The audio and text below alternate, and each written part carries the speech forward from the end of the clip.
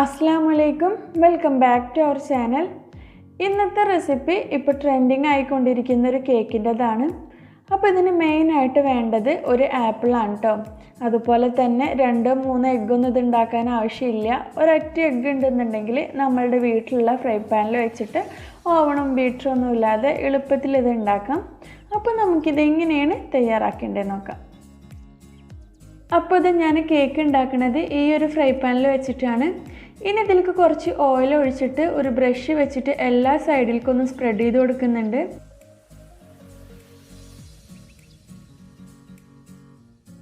അതിനുശേഷം ഇതിലേക്ക് 1 table spoon പഞ്ചസാര പൊടിച്ചതാണ് ഇട്ട് കൊടുക്കുന്നത്. എന്നിട്ട് ഈ പഞ്ചസാര പൊടിച്ചതും കൂടെ ഒന്ന് എല്ലാ സൈഡിലേക്കൊന്ന് സ്പ്രെഡ് ചെയ്ത് കൊടുത്തിട്ട് ഒരു സൈഡിലോട്ട് മാറ്റി വെക്കാം. ഇനി നമുക്കിതിൻ്റെ മെയിൻ ഇൻഗ്രീഡിയൻ്റ് ആയിട്ടുള്ള ആപ്പിൾ ഒന്ന് കട്ട് ചെയ്തെടുക്കണം. അപ്പോൾ അതിന് വേണ്ടിയിട്ട് ഒരു ആപ്പിൾ എടുത്തിട്ട് നല്ലോണം കഴുകി ക്ലീനാക്കി വെച്ചിട്ടുണ്ട്. എന്നിട്ട് ഇതുപോലെ റൗണ്ടിലൊന്ന് കട്ട് ചെയ്തെടുക്കാം. അധികം കനം കുറച്ച് കട്ട് ചെയ്യരുത്, അത്യാവശ്യം കുറച്ച് കനത്തോട് കൂടിയിട്ട് വേണം കട്ട് ചെയ്യാനായിട്ട്.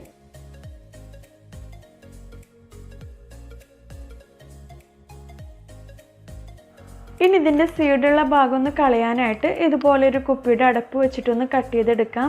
അപ്പോൾ ബാക്കിയുള്ള ആപ്പിളും കൂടെ ഇതുപോലെ ഒന്ന് കട്ട് ചെയ്തെടുത്തിട്ടുണ്ട്. ഇനി നമ്മൾ കട്ട് ചെയ്ത് വെച്ചിട്ടുള്ള ആപ്പിൾ പാനിൽ ഇതുപോലെ ഒന്ന് പരത്തി വെച്ച് കൊടുക്കുന്നുണ്ട്. അപ്പോൾ ഒന്നിന് മുകളിൽ ഒന്നായിട്ട് ഇങ്ങനെ വെച്ച് കൊടുക്കാൻ പാടില്ല, ഇതേപോലെ പരത്തിയിട്ട് വേണം വെച്ച് കൊടുക്കാനായിട്ട്. ഇനി ഇതുപോലെ വെച്ച് കൊടുത്തതിന് ശേഷം ഈ പാന് നമുക്കൊരു സൈഡിലോട്ട് മാറ്റി വെക്കാം.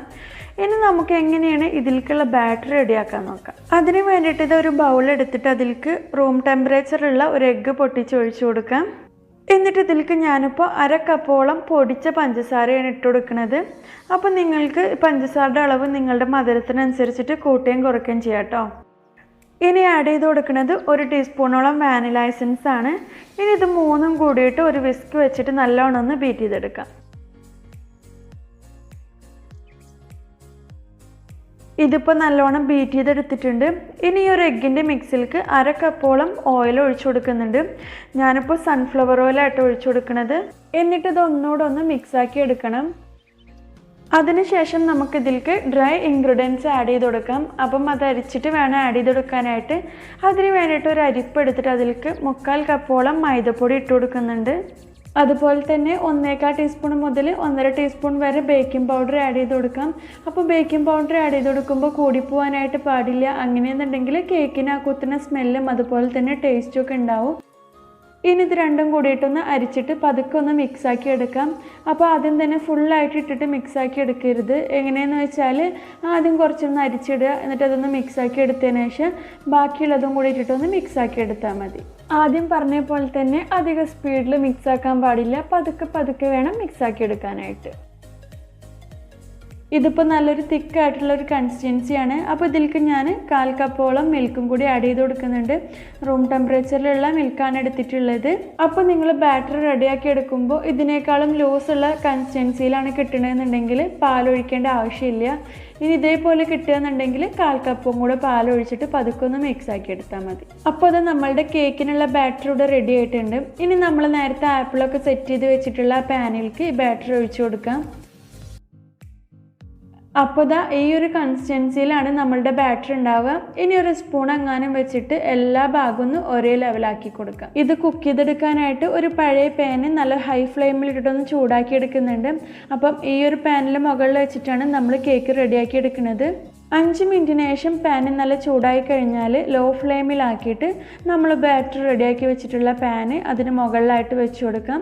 എന്നിട്ടൊരു 20 to 25 മിനിറ്റ്സ് അടച്ച് വെച്ചിട്ടൊന്ന് കുക്ക് ചെയ്തെടുക്കാം. 20 മിനിറ്റ്സ് കഴിയുമ്പോഴേക്കും കേക്ക് ഇതാ നല്ലോണം കുക്കായി വന്നിട്ടുണ്ട്.